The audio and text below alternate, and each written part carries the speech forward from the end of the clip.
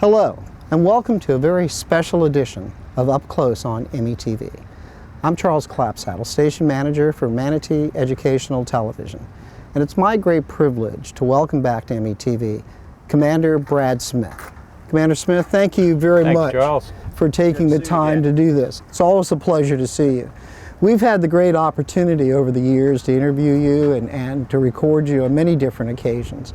But I think with the passing of Senator McCain and your connection with him, we want to talk to you a little bit about some other issues that you can shed some light on. Okay, good enough. Well, first of all, you knew Senator McCain and he was your flight instructor, is that correct? Well, actually he was a flight instructor at Meridian. He was not my flight instructor, but I did fly once, I think, with him during that period of time. And I knew him well on base. Well, I understand he had quite the reputation on base. But you were a junior officer when you came in? Actually, I was not at that point in time. I had enlisted in the Navy, and I had already passed all of the physical and mental requirements and psychological requirements, etc. But when I took the physical, I had a terrible head cold, and so I delayed it for a year. So I went through enlisted training. I was a jet engine mechanic, reapplied, was accepted for flight training. So I was actually, we had two categories. One was all those who came in who were commissioned. Right. Either from the academy, from officer candidate school, or directly commissioned in some other fashion. And then we had what were called the cadets, which was the naval cadets called NAVCADs, and the Marine cadets called MARCADs. Yeah. So I was a NAVCAD. So I had not been commissioned. The cadets didn't get their commission until they had completed flight training. Oh. So that was an added incentive to complete flight training. Well, that's one of the key things that I wanted to talk to you about flight training. Being a pilot, being a Navy pilot, requires a great deal of skill, expertise, a lot of training that goes into it. How long is the training period to become a pilot? To be a Navy pilot is on average about 18 months, a year and a half. Wow. And it's a busy schedule during that 18 months. So. And as you know, as a NAVCAD, you know, as a cadet, I mean, you had to be have a great background, science, engineering. You know, what was your background, you know, as you got into flight school? Well, my training, prior to entering the Navy, I had 2 years of aeronautical engineering background, so I had a lot of math and a lot of science, etc. So most of the emphasis for pilot training was in the sciences, whether it was whatever sciences it was, but it was heavy on mathematics, all the different electrical sciences, etc. So that's, if you had that kind of a background, you had a lot easier road than if you did not. I can only imagine, you know, because of the fact that there's, you know, sophisticated airplanes that you're going to be flying. But a lot of your training was classroom stuff before you even got to a simulator or to an aircraft. Well, the way the Navy program worked, let me back up a little bit, Sure. give you kind of an overall picture, somewhat of an analogy. If you took 1,000 young college graduate, educated young men at that time only, and they had some aspiration to be a Navy pilot or a Marine pilot, because we trained the same. Mm-hmm. If you took that 1,000 and you gave them all of the psychological testing, the mental, the physical, etc., you'd be left with 100. Really? That's how tough it is. So you got basically 1 out of 10 to start with. Okay. And as you completed that 18 months of training, you would on average graduate 33. Out of So if you started with 1,000, you'd wind up with 33, okay? Because that 100 that started flight training, for whatever reason, some of them they decided it wasn't their thing. They dropped out. We called it drop on request. You were dropped on request.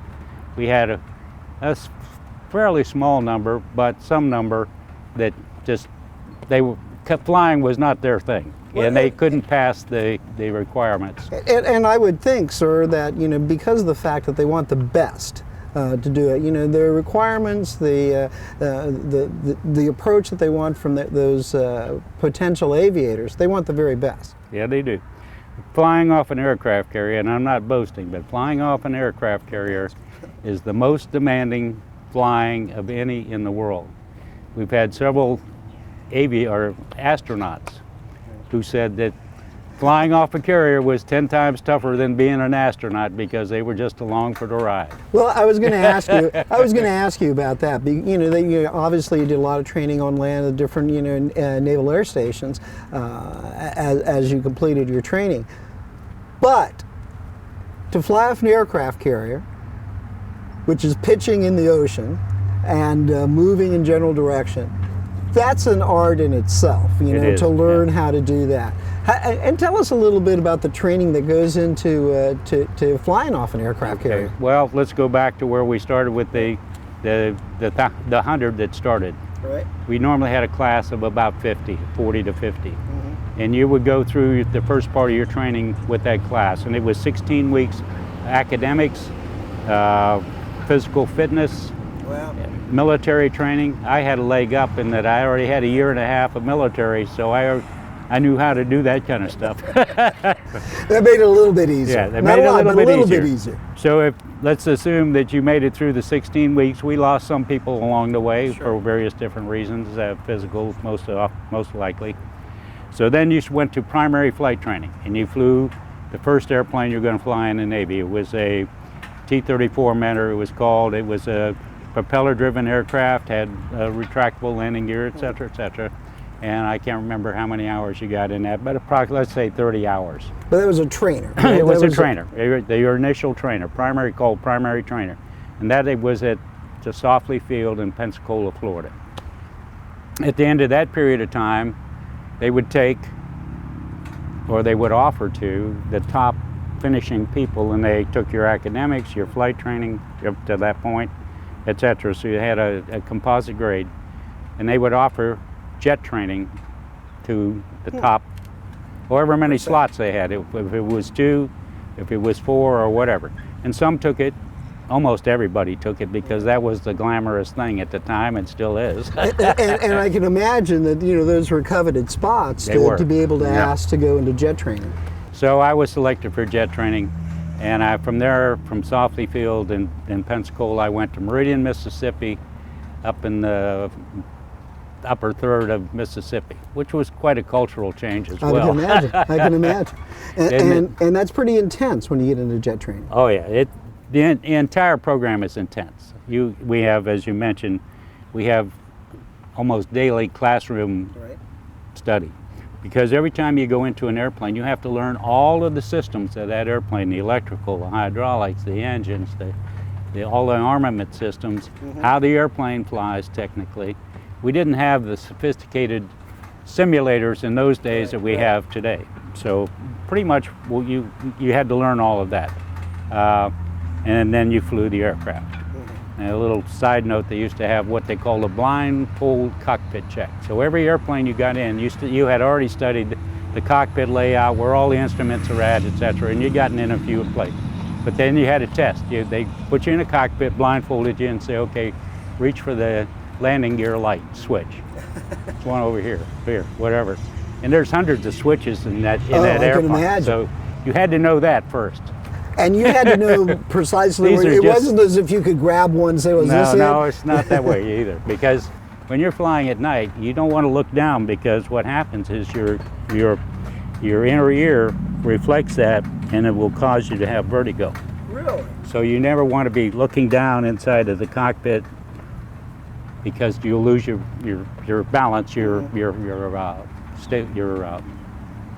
equilibrium. And I can imagine, sir, and I'd really like to hear that, is that as you get into the more sophisticated aircraft, the more technology there Yeah. is to learn, and you have to learn each aircraft independently. Yes. So, how many aircraft did you learn to fly? I Oh. mean,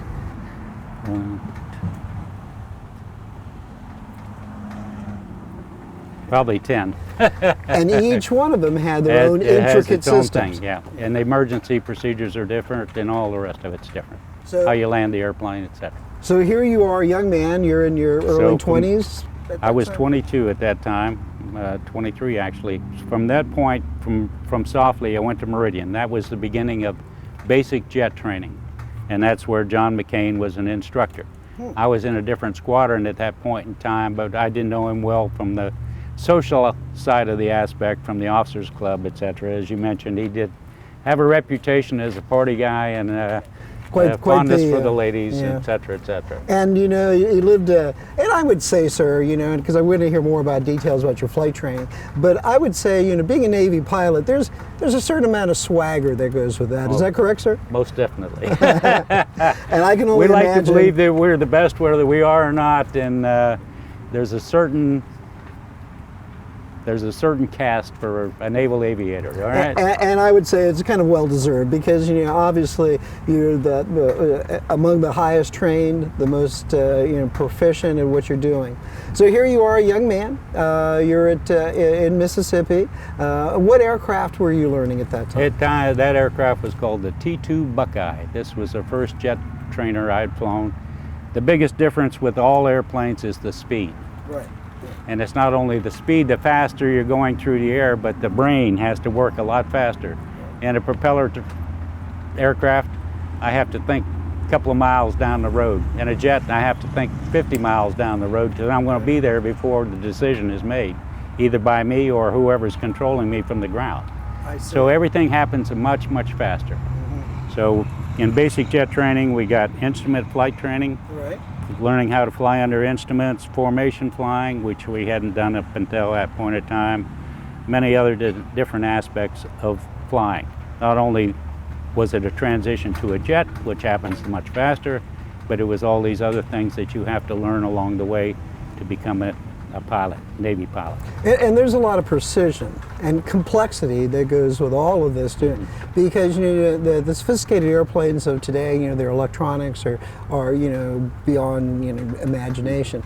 But in those days, you had sophisticated systems, but it was the individual pilot that controlled that airplane. Yes, he was. Yes. And tell us a little bit about that, because I think you had mentioned that you had to be smarter than the airplane.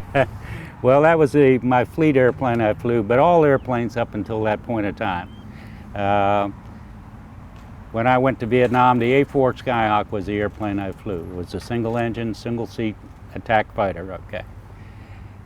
But we did not have computerized systems to drop the weapons, to do the navigation, and all the different things that they have today, the communication, navigation, weapon systems, etc.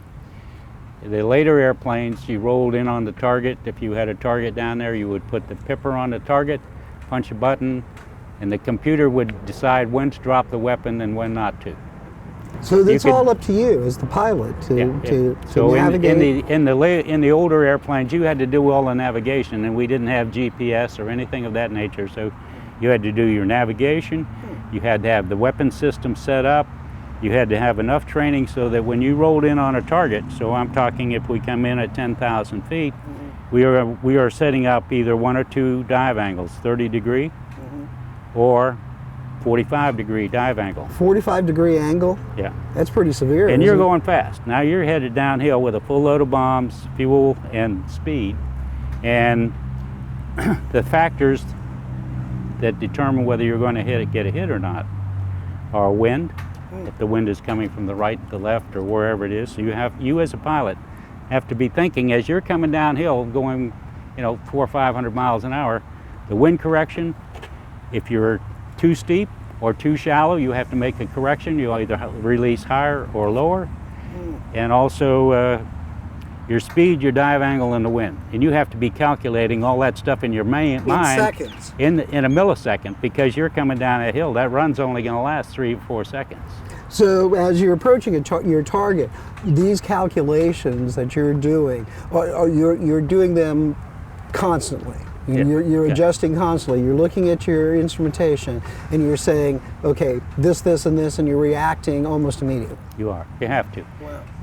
The wind correction, you have clues. Blowing smoke, whatever it may be, that gives you a clue as to what the wind is, the waves on the water, if you're over the water, etc., etc. That one is visual. The other ones are what is my airplane doing? Am I in a 30-degree dive or a 45-degree dive as I want to be?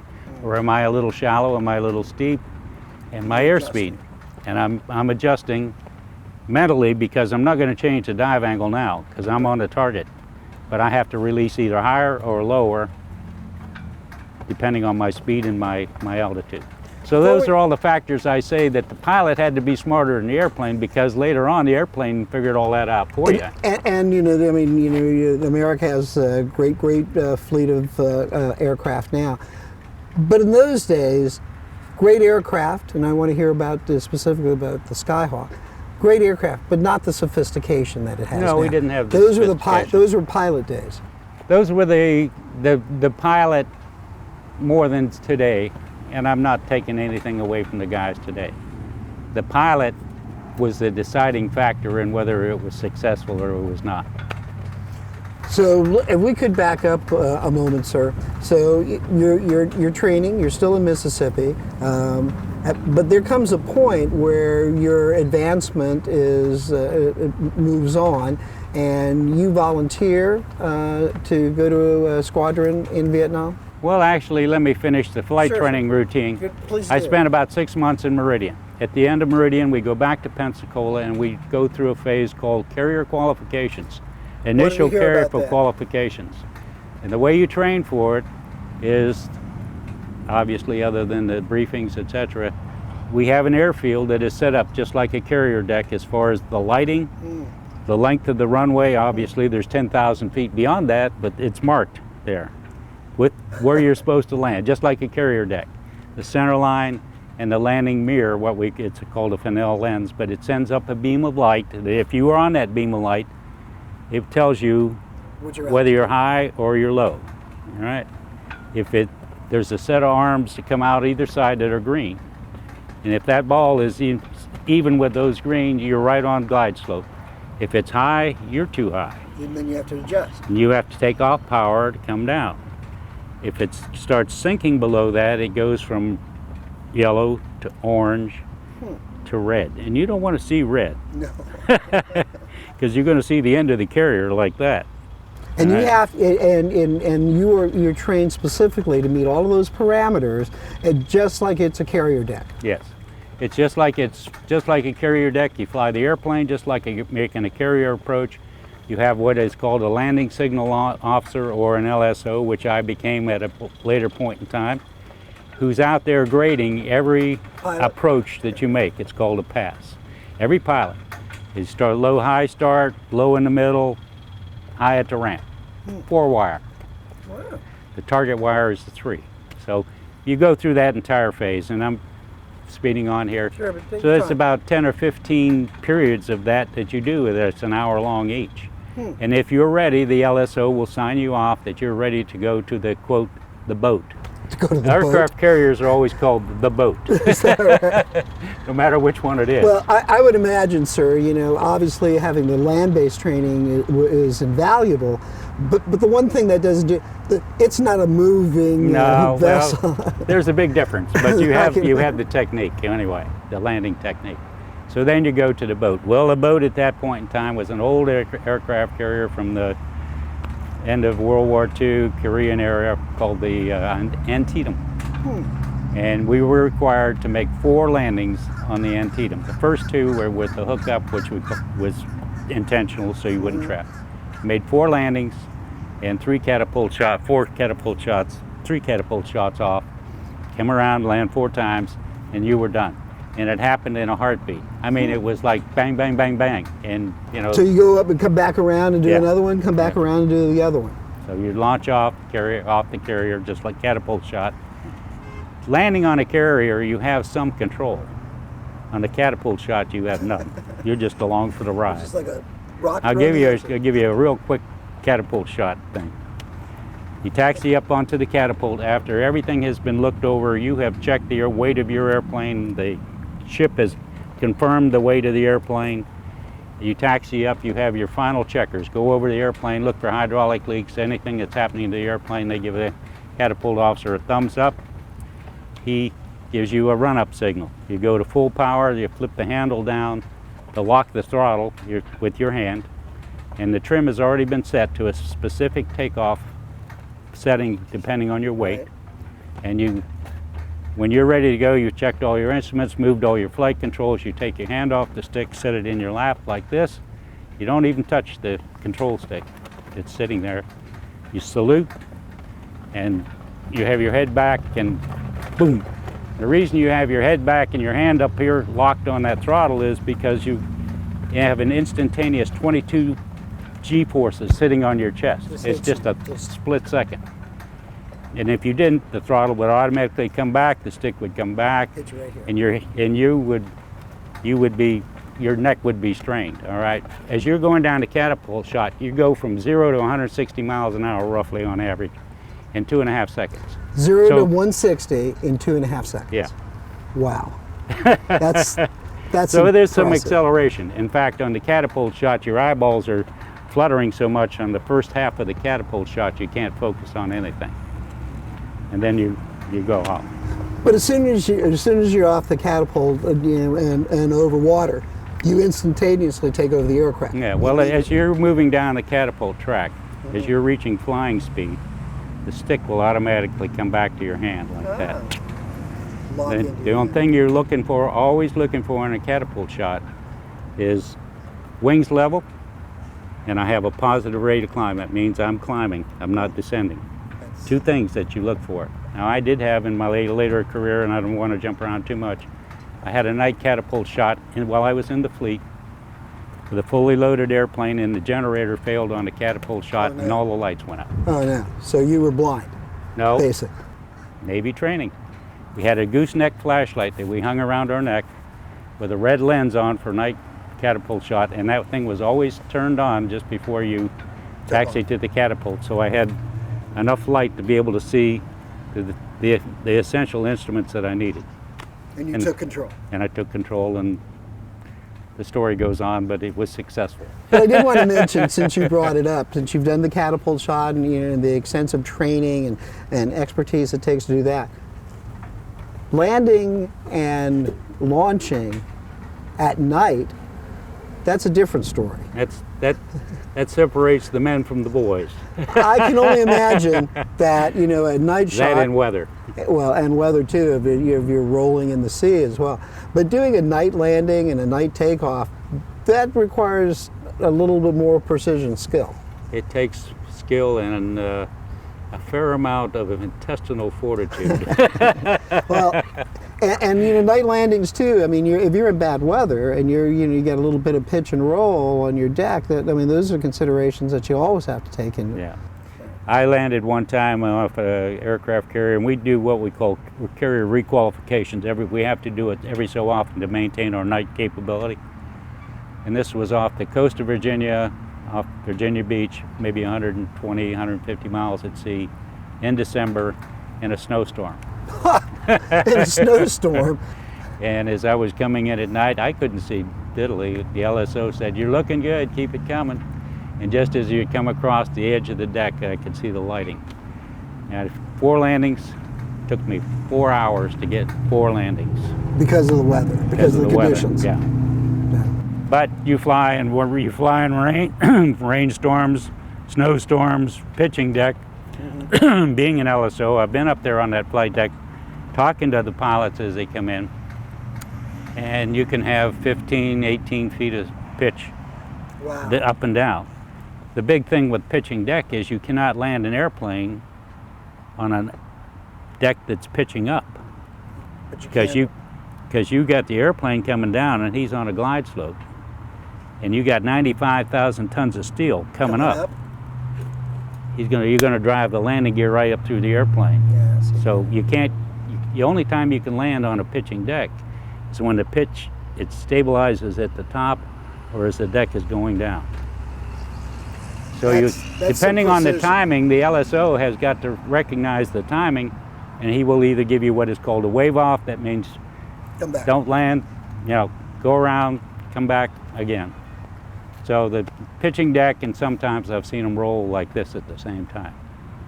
I have one story which we probably don't have time for, but it was in the Mediterranean at a later period of time. Well, a couple of guys were killed that night, and we never should have flown in the first place. And the weather and the conditions on the thing it contributed to that. If we may, Commander, I'd like to get back on track with your career. So here you are, you got training, you're a jet aircraft, but at some point you're getting trained on the Skyhawk. Yeah. And tell us a little bit about that plane, the unique capabilities, the style of that plane, and when you joined the squadron to. Well, I'll just jump back. We did our initial carry quals, went through the rest of my advanced flight training, advanced jet training. That was in a different aircraft. Again, another step up. You're finishing your instrument flight training. Mm-hmm. We're doing high altitude gunnery, 4-plane formation. Go back and carrier qualify again in another airplane. And the last phase was the end of advanced flight training, was in the F-11F Tiger supersonic fighter. Very sophisticated for its time. And that was a fighter aircraft. That wasn't an attack aircraft, no, like the Skyhawk. So graduated from flight training, got my golden Navy wings. That had to be a proud moment for you, sir? That was worth all the rest of the work. And my commission, and I was sent from there to Oceana, Virginia, to Virginia Beach, and to start training in the A-4 Skyhawk. The A-4 Skyhawk at that time was the primary Navy attack airplane. And if I may, sir, just so the audience would understand, explain to you what's the difference between an attack aircraft and a fighter aircraft, because to most people they sound similar, but an attack aircraft has a completely different mission. Yeah, is that correct? The fighter aircraft, if it's a quote sole mission is fighting, he's there to fight other aircraft from the enemy, whether they be MiGs in Vietnam or whatever it is. He's there to protect the attack aircraft and to knock down other fighters. Whereas the attack aircraft, their primary mission is to go inland to whatever targets there, or at sea, drop bombs, rockets, guns, etc., and destroy enemy installations, and or, which we did a lot in Vietnam, support our ground troops and with rockets, napalm, other munitions weapons that you would carry. So we had ground support and destruction of targets. We also had the capability, if pressed to, we could fire missiles, etc., so we could protect ourselves. We did have 1 or 2 A-4s that shot down MiGs, but that wasn't our primary mission. Our mission was to destroy their infrastructure, whether it be bridges, railroads, factories, whatever. And I would ask, sir, fully loaded with fuel and your munitions, whether you were going on target, plus all your other armaments, that aircraft could carry a lot. It could carry a lot. It was a very small airplane. It was actually initially designed back in the 50s to carry a nuclear weapon. That was its primary mission in the early days. But it also had 3 wing stations for ordnance. So we carried nuclear weapons. We trained to deliver nuclear weapons throughout in my early part of my career, throughout the 60s, etc., and we had nuclear weapons on board the aircraft carriers. And every so often we would have to load them. No kidding. And that's a different story altogether. They don't play games with nuclear weapons. I guess there's a little higher degree of being careful on this. Security is primary. They have Marines guarding these weapons. You as the pilot have to go sign for the weapon, inspect it, sign for the weapon. It's moved to your airplane, where there's other Marines with loaded weapons, and they will shoot you if you come inside to that ring and you're not supposed to be there, that perimeter. So we did, and at the end of the cruise, we would fly the nuclear weapons off of the carrier back to our home base, and they would be stored. That's a unique story. Who would think that, like an attack aircraft with that would be... We spent 2 weeks of every cruise, the first 2 weeks of every cruise, planning our nuclear weapons delivery targets, whether they be in Russia or elsewhere. So here you are, sir. You're getting skilled and trained on the Skyhawk, sophisticated airplane. But at some point, you know, you go to a squadron. I do. I spent about 6 months in what we call it a RAG. It's a replacement air group. You mean you fly that airplane, train in that airplane, you're going to be assigned to that squadron, a squadron like that. So I finished my training, and I was assigned to VA 76, which was this squadron, actually. Yeah, see, we're gonna Spirit of 76. The Spirit of 76. In February 1965, I immediately started working with the squadron.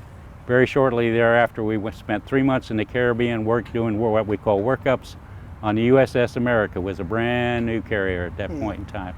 The squadrons train as an air wing, the ship trains.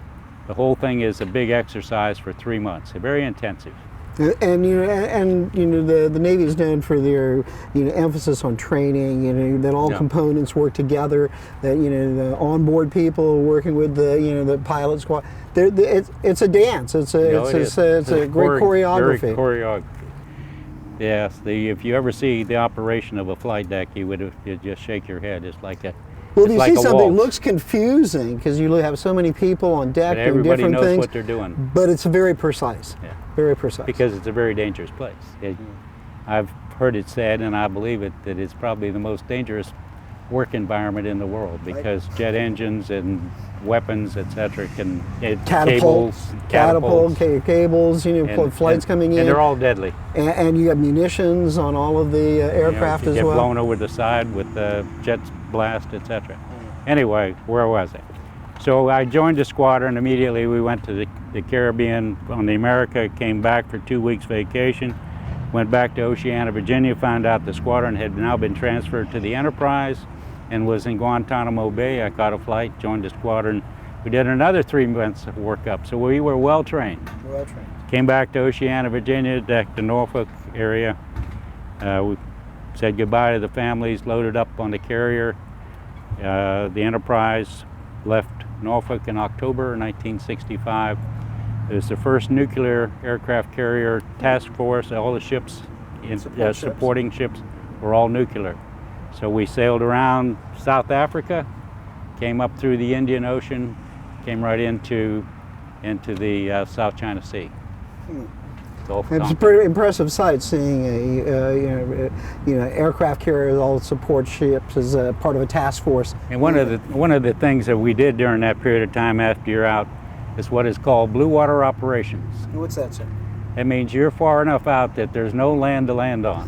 You're either going to land on a carrier or you're going to go swimming, one or the other. Blue water operations. It gives you a little extra tweak to the tension. And I would think too, during that long trip around the Horn and into the South China Sea, you were flying off the decks as part of your training. Oh yeah, we flew all the way there. Yeah. Night and day. Yep. Just practicing. Just being precise. To be night carrier qualified, you have to have flown. I can't remember how many it is. At least 2. It might be even 4.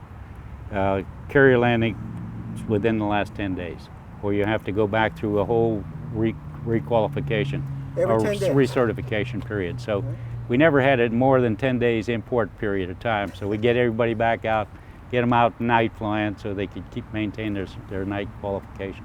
And again, the more training that you have, the more experience, the more ability that you have, to do these night launches and recoveries. Yeah.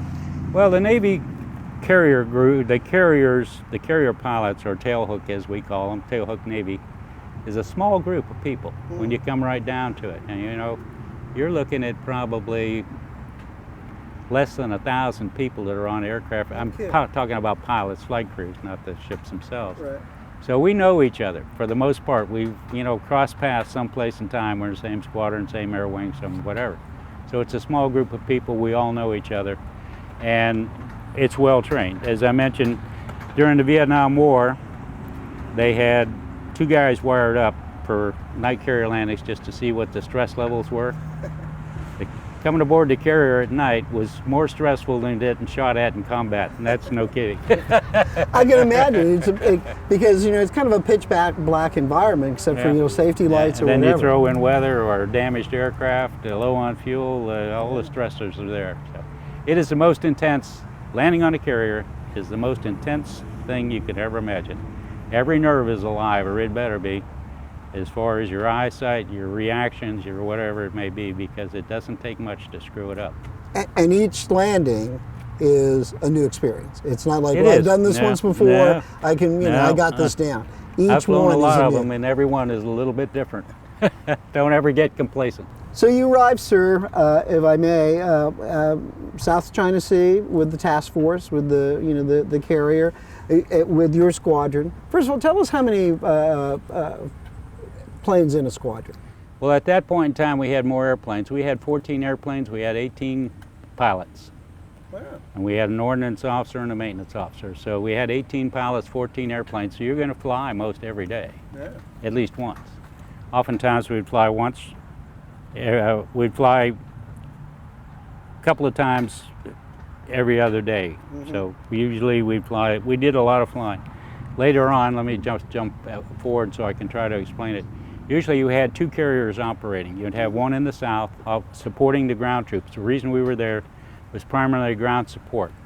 We'd go in to support the Marines or the Navy or the Army guys, whatever were in a firefight, wherever they were, go in and knock down targets, etc. And we'd have a carrier off the north. And their primary missions were to fly attack missions into North Vietnam. So Factories, you do that, bridges, roads, so that you type do of that thing. for 2 weeks and then you'd swap. Okay, so you'd go back and forth. And we'd normally be at sea for 30 days. Then we go into the Philippines, refurbish a little bit, maybe 10 days off, and we'd go back out and do it again. And then later on, we'd have two carriers. One would be flying night operations for 2 weeks, and one would fly day only for 2 weeks. And then you swap those Then up. you swap those. So everybody would be getting the same Yeah, everybody breadth of gets the same experience. breadth of experience. So I did a lot of ground support in the south. I did a lot of bombing in the north, bombing missions. I was shot down on my 77th official mission in the north. And how many missions did you fly, sir? Actually, I flew 80, but 77 on paper. All right. Well, there's, we'll there's count something 80. else. And I would say to you, you know, when you're up to 80 missions, that's kind of pushing the envelope a bit. Well, That's on the high end, wouldn't you say? I was on one mission, Long Beach Power Plant, and my 4 airplanes in the flight. My section leader, you got the flight leader, his wingman, section leader, and me. As we were rolling into the target, the section leader, who was my flight leader, was hit. He went into a mountain and exploded, killed him. So you press on into the target, and during that period of time, I got holes in both wings, and the nose of the airplane disappeared. Just chopped it off right in front of the cockpit. But I made it back to the carrier and landed it on the carrier. And the nose of your aircraft has been shot off. You have holes in both wings, and you still made it back to the carrier. yeah, And how is that possible? I mean, what kind of maneuverability did you have? not much. Okay. And no speed. When that happened, I was at 300 feet, right over the target, full of fire, smoke, everything else.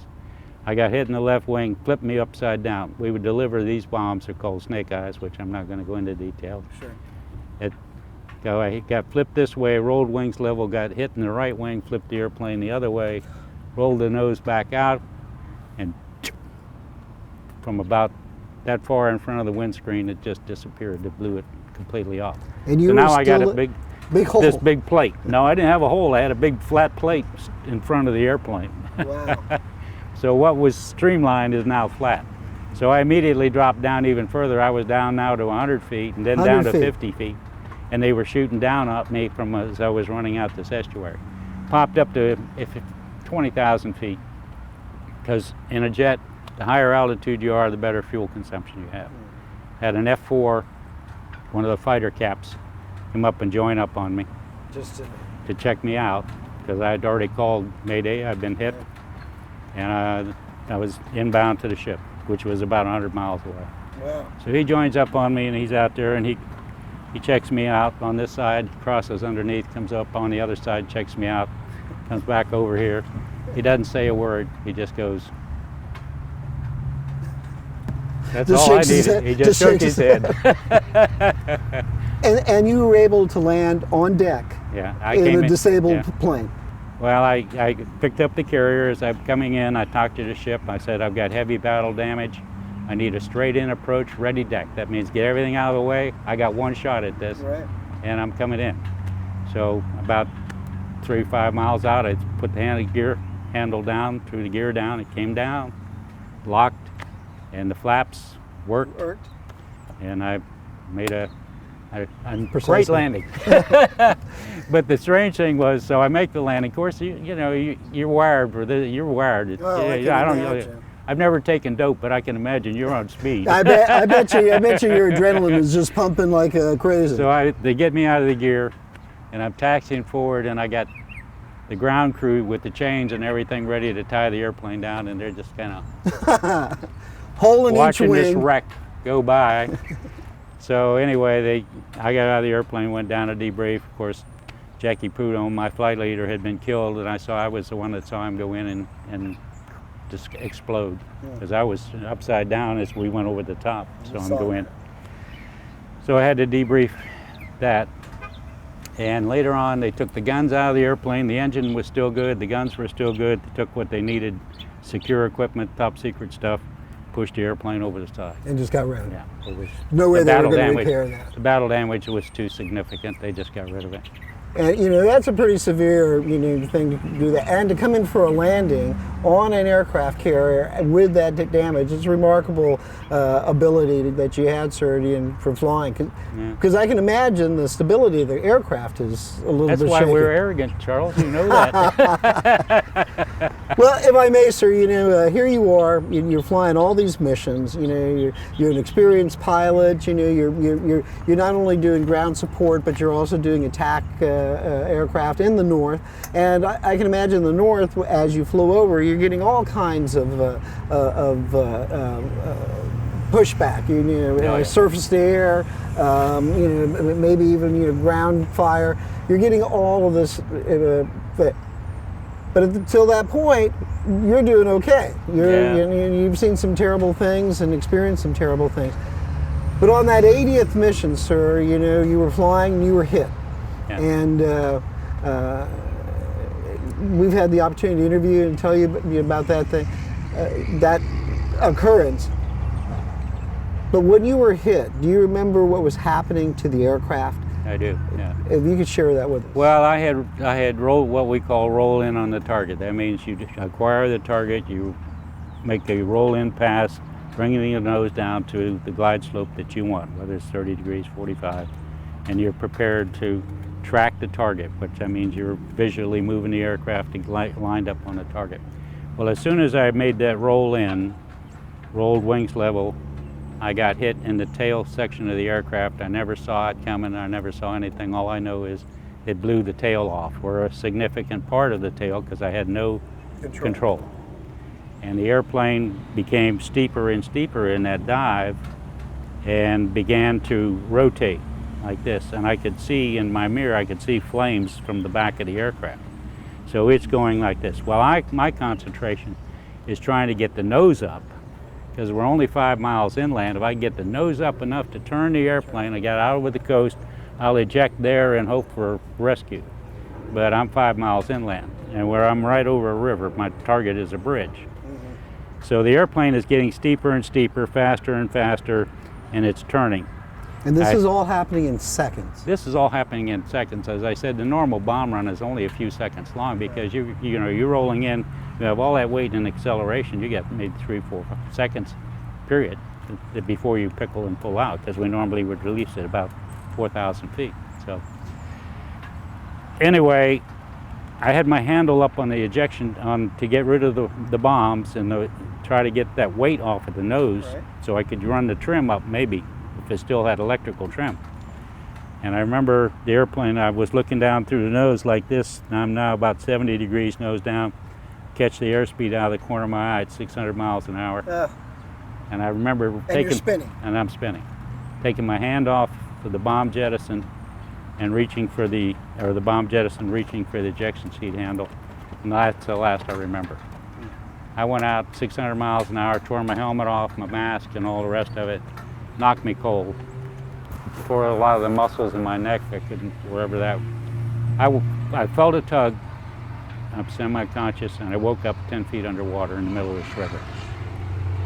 Got rid of popped my flotation gear, made what May West if you want, come to the top, get rid of the parachute, and the fun and games started from there. And sir, if I may, you know, I mean, your story is a compelling story, and as I said, you've shared a lot with us.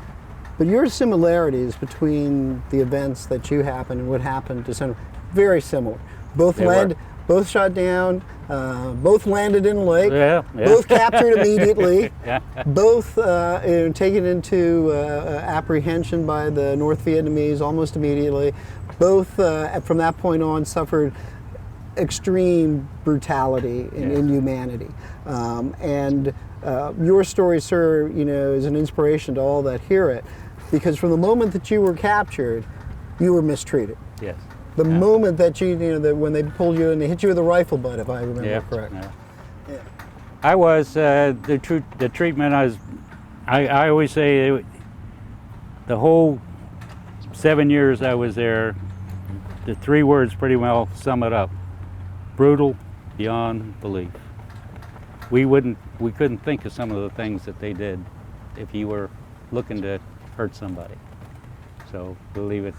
But anyway, yes, you're very true. We were both Navy pilots. We both fly in the A-4 Skyhawk, same type of missions. I got shot down in North Vietnam near the city of Vinh. He got shot down right over downtown Hanoi in the lake up there.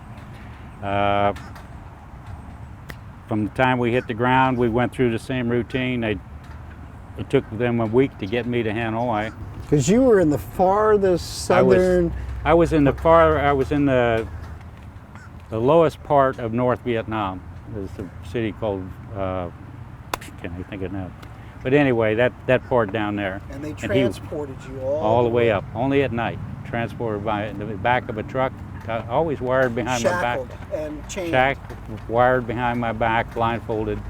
They had taken my boots and everything. I had an infected foot. Bad knee was swollen up like this. And along the way, they'd do executions, fake executions as it turned out, but they put up against a wall or put a pistol to your head, you never knew, and when you go through the villages, they'd throw stones at you and beat you with clubs or whatever. And at some point, sir, you know, you got to Hanoi, and you were immediately imprisoned and put into like a very brutal environment. Share that with us. Well, I arrived in Hanoi about 2 o'clock in the morning, laying in the back of a truck, sopping wet. It was raining. Had arms wired behind my back, and I could see under my blindfold, and I could see these old wrought iron hinges on this big old door, this kind of circular top door, arched top door, and written on there was Maison Centrale. That means the central house or the prison. So they took me in, and immediately I went into what we called the green room or the Nobby room. This was the interrogation room, torture room, and I spent the next week in there having my shoulders separated and on and on and on. And this was a week long of torture consistently, day and night, night and day. I would imagine that you at that time had no medical treatment. No. Food and water were probably just enough to barely keep you alive. At a minimum. And if I could, sir, I just want to share something with you. I heard you speak once before, and this was also during your confinement, that you cared enough for your fellow prisoners that several of them wanted to die. They just didn't have the strength to go on, and they just wanted to give up, which happens, you know, when you're subjected to that kind of brutal punishment. You and your colleagues are there. You would take food, whether it be bugs or rats or everything, and chew it up and give it to them so they could survive. And to this day, all of those people have. And that's a tribute to your, camaraderie with your fellow pilots. Well, our main mission was to return with honor. Equal in that was to keep everybody else alive and take care of them as best we could. There were cases where people were being starved intentionally. We would try to sneak them food if we possibly could. Guys would crawl through the ceiling if wherever they could, drop food to them, etc. The case in point where you're talking about was actually This was a number of years later. Well, let me back up. One of the things that we did, and we haven't talked about it yet, was the communications, tapping through the wall and all of that thing. Our main goal, besides finding out what the Vietnamese were up to, you know, what were they asking questions about, what were they interrogating about, was try to keep the spirit up of the guy across the wall. Exactly. Yeah. It was the whole intent of it was to try to keep people going. And we had the cases where there were people, but the one you're mentioning was two guys, I will never mention their names, but this was some 5 or 6 years into my captivity, 5 years at least. And they had been brutally treated through that period of time and spent a lot of time in solitary confinement. And they just said, the heck with it, we give up. Well, they were, fortunately for them, they were living with a bunch of other guys, including me. And we said, no, we're not buying that. Not on our watch. Not on our watch. You're not going to die here, okay? So they refused to eat. So what we would do is when we got some food, we'd get them down on the ground one at a time, hold the other guy away. And it took 4, 5, 6 guys, hold them down, put the food in their mouth.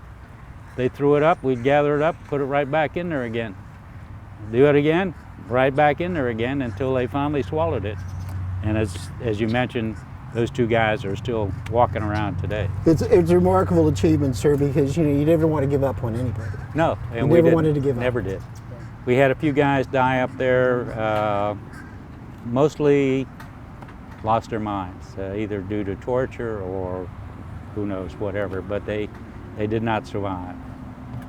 One of the key things that, because you were kept in solitary confinement, so was Senator McCain was kept in solitary confinement, but one of the key things that helped with all of the prisoners that were there was a communications system. Yeah. And it was very basic, but at the same time kind of sophisticated. And I understand that you were quite proficient. I was very proficient. In fact, I'll tell you how I learned it first if you have the time. Sure. All right. Absolutely. After I'd finished my week in the interrogation room, the green room, the torture room, whatever you want to call it, I was thrown into what is called Heartbreak Hotel. It was a series of about 6 cells, old dungeon, concrete's coming off, it's all rusted metal, etc., steel doors and everything. It looks like it was built 500 years ago, but it was probably 150 years old at that. I was thrown into a cell, only about 6 feet wide, maybe 6 feet long, 8 feet long at the most. Concrete floor, had a concrete slab on one side, leg irons on one end, arm manacles on the other end. I'm in my cell and there's nothing in there. I mean, it's zero, nothing. Bare concrete walls, floors. So I'm, all of a sudden I hear this, "Hey you, American?" I said, "Yep." "What's your name?" "Brad Smith." He gave me his name. He was an Air Force pilot. And he said, "I don't have time to talk to you. Look at the wall next to the door. Memorize it." And what I memorized was the tap code. 5 letters across, A, B, C, D, E, and 5 rows of 5 letters. Okay, we skipped K, all right? And so you memorize this. And then you try to go through it in your mind or to get it down so you could say, send a message to the wall. So if you're going to tap on this wall, we go, shaving a haircut, and the guy would go, "Tunk, tunk, I'm ready." Okay. The Vietnamese would not allow us to do this. So we died, if we got caught, they tortured us. You would have been tortured. So the code, I'll do it down here, it's easier. If you were going to send a B, it would be first line, 1 tap, second letter, so it'd be C. So you could send a message, and I was proficient enough, I could send a message through this wall to the guy on the other side with a cup up against his ear, up against the wall, his drinking cup. And we, after 6 months of communicating, or a month or whatever, we're on the same wavelength. Very rarely do I ever have to get through a whole word. We had a lot of abbreviations, just like the youngsters today with their LOLs and all the rest of it. We had all of that stuff. GBU was God bless you. That was a sign-off for everything. So that was our main means of communication throughout everybody. Because you were all kept separate. There was no... They would have kept us all in solitary confinement if they could, but as they started getting more numbers, and it was 2, and then it was 4, and then 6, 8, and on. In the end, it was up to 60 guys in a cell. But we had other means too. We had, I don't know what the proper term of it is, we used to call it the deaf-mute code, and I'm sure that's not what it's called today. That's not politically correct. But anyway, we would use that code. We could communicate. I could communicate as far as I could see across there. If I could climb up in a window that was open, I would send the code to them. Through the sign. Or we would use a fan. We had these little Chinese fans. Yeah. I would use that fan, one, two, and I could send a message probably over to that building over there. So and then we had all kinds of sophisticated methods. One of the things that we would do if we were not in any where we could not communicate directly, take a stick, you pick up outside somewhere, hollow it out. We had plenty of time to do that kind of thing. Hollow it out, take a piece of paper, grind up some brick, make some ink, use a chicken bone that you scrape down to make a pen, write a note, roll it up, stick it in that twig, cement both ends of it with mud, and drop it in a common place like the shower, if they went to the shower, or with the well if there was a bucket. And the other guy would be looking for that stick. And then he would have the message. Took a long time, but we'd get some kind of a message out. We had every name there memorized. I did a lot of the communications. We had 3 separate communications networks later on as we became more sophisticated. We had a top secret one, which was just for very few people. And I was part of the escape committee, so I was involved in that and other things. Then we had one for what we called the SROs, so the senior ranking officer in each cell, then one for the general population. At some point, you know, McCain was shot down, and he came to the. You were in the same prison at some time together, and did you guys have an opportunity to interact as prisoners? Well, during the period of time most of the period of time, he and I were in different cells, and the Vietnamese had a lot of outlying prison camps, besides the main prison camp, which we called Unity, Wallow, or Hanoi Hilton downtown. Had a lot of outer-lying prison camps, and they would put people out there. But then they were later, because there was a failed attempt to rescue prisoners, they pulled everybody into the main prison downtown. And kept them together. And he was in there. I communicated with everybody in that place all the way. We had 7 cells, big cells, all the way around, plus the senior officers were secluded in a different area, but we could communicate all the way around. Wow. So I could communicate with him, and at one point in time he was in one of the cells next to me. I never could see him, but I could communicate on the wall. But then toward the end, the last year or so we were there, they started letting cells out together. So they would let 2 cells out together, and he was in that, so we could get together. It was mostly small talk, you know, because we'd both been prisoners. He'd been there for 5 years, and I'd been there for 6. So, you know, what we had to talk about was what we used to know and do, and what was happening now. So it was mostly small talk, etc. And sir, you know, 6.5 years in captivity, you know, it takes its toll. And you know, it took its toll on Senator McCain, 5.5 years. Well, John was in very, very bad physical condition, as he mentioned. As you know, his arm was broken during the ejection. You're talking about ejection. It depends on what's happening to the airplane. He lost a wing, so the airplane is tumbling like this. You know, inverted vertical dive. Mine was at least headed straight down. It was turning, but it was headed. It wasn't. I didn't have. But if you blow a wing off, the airplane's just going to go. There's no control. No Absolutely control. not. And it disintegrated. So he broke his arm and his leg on the way out. A lot of guys suffered broken backs, arms, legs because of the speed and the velocity of the airplane. So he was already in bad shape, you know. His arm, he was walking on crutches, etc. I knew at that point in time he would probably never fly again, and it was never come up. I never mentioned it to him. Why would I make things worse than they already are? But we just talked about back in Meridian and some of the things, that type of stuff. But so I did know him there. Yeah, not to diminish John McCain and anything, because I think he's a super guy and a great guy. John McCain at that point in time was just another prisoner. You know? And he'd be the first to say and he that. was not a senior prisoner, so, but I give him all the credit in the world for refusing to go home early to do that. It's a remarkable thing. And the tenacity and the grit to survive under the conditions, the physical conditions that he had. We had some others that were in similar situations, but he was one of them. And so I give him all the credit in the world for that. But at that point in time, John McCain he was just another prisoner like Charlie over here, and we all had basically the same experiences. Shot down, maybe injured, tortured, starved, beaten, and trying to survive. And trying to survive and keep our minds together. The big survival thing over there was not the physical part of it, although that was bad enough. It was up here. And that's where the mental attitude. The mental attitude and the willingness to maintain the fact that we were American fighting men and we were going to resist everything that they wanted to do. They got to the point they knew that they couldn't get anything out of us without torturing us. So if they was worth that much to them, you know, that's going to happen. But if it wasn't, then they wouldn't do it.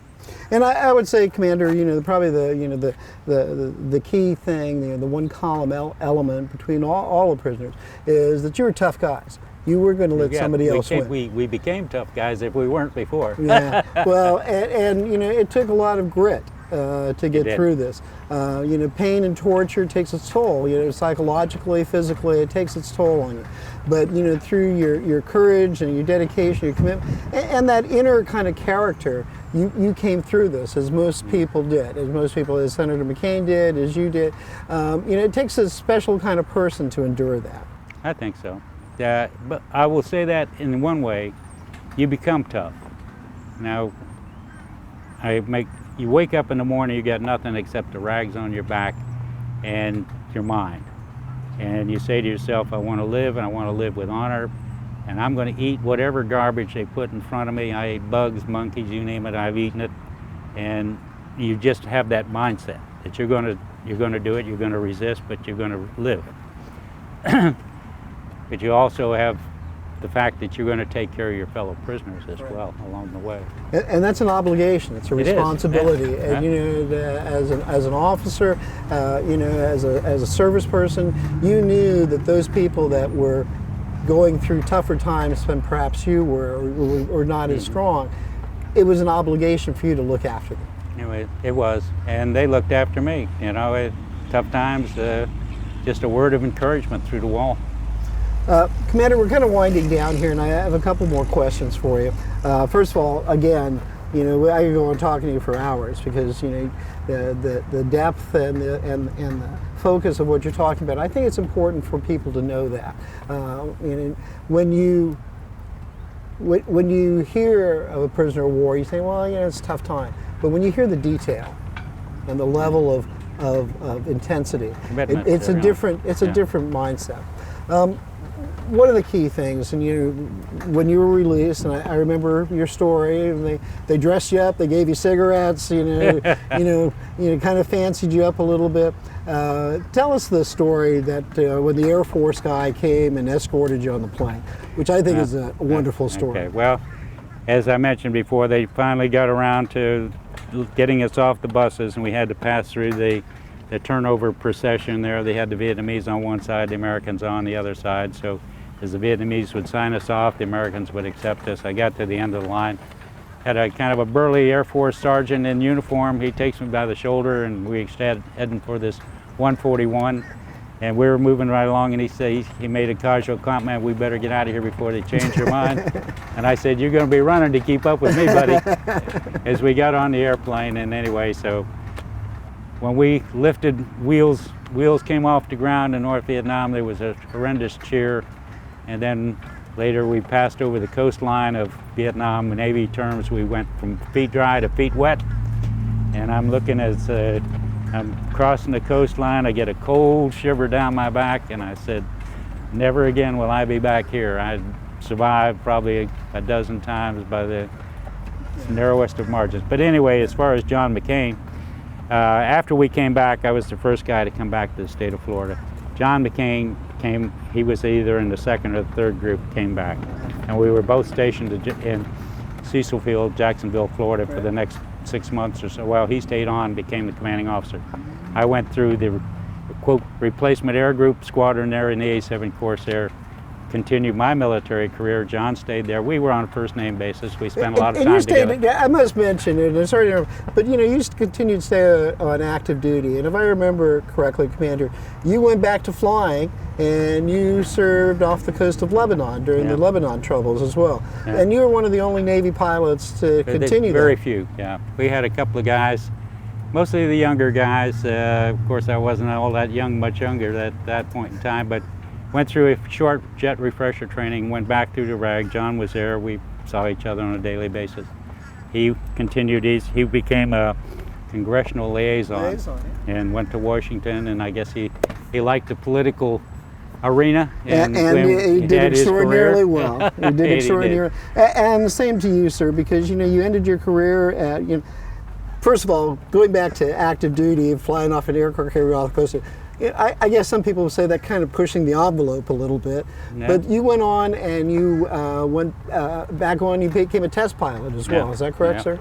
Well, my last 4 years in the Navy, I was at the station at the Pacific Missile Test Center in California, and we did a lot of the development work on the Tomahawk cruise missile, laser-guided weapons, et cetera, et cetera. So I flew a lot of those different types of missions, which were, in some of them, extremely grueling. We were at 500 miles an hour, 50 feet off the ground, or whatever it may be. Very, very That's intense. Impressive. That's very impressive. So it was a rewarding career. As I mentioned, I wanted, my whole goal coming out of there, out of Vietnam, I closed that chapter, said I've done enough of that, don't want to bring that with me.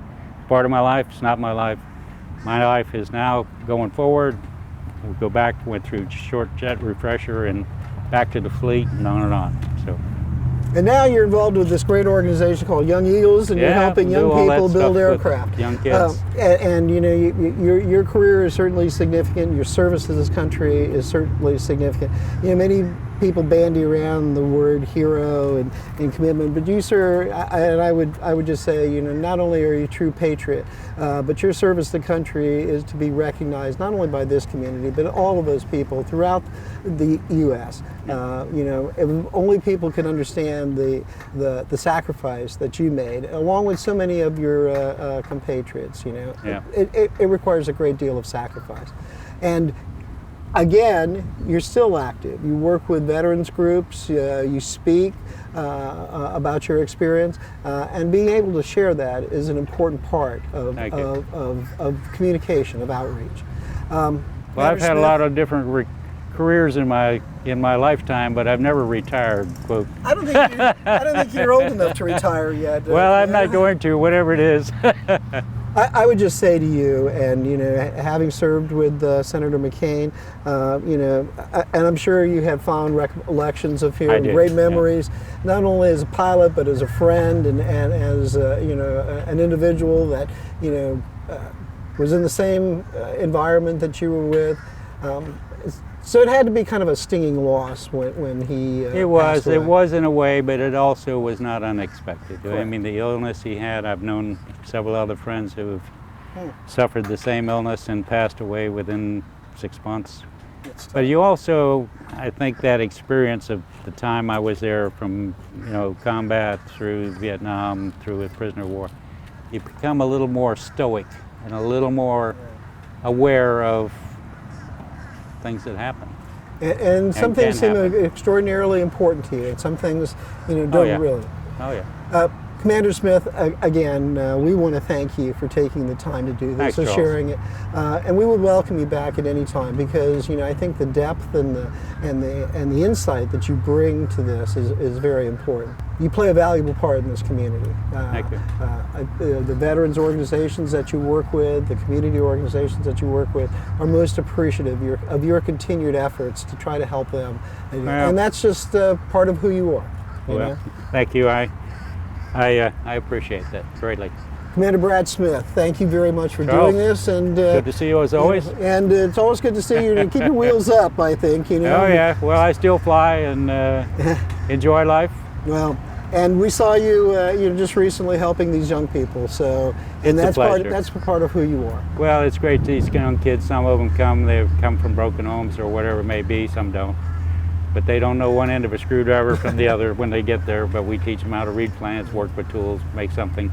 And then they get a crowning effort. They get a Great. chance to fly in the airplane they helped build. So, Commander Brad Smith, Navy pilot with a bit of a swagger, prisoner of war who served honorably and with dignity, community leader, community icon. Thank you very much for doing this, sir. you're more than generous there, Charles. Thank you. Thank Appreciate you. it. And thank you for joining us on this very special edition of Up Close on METV.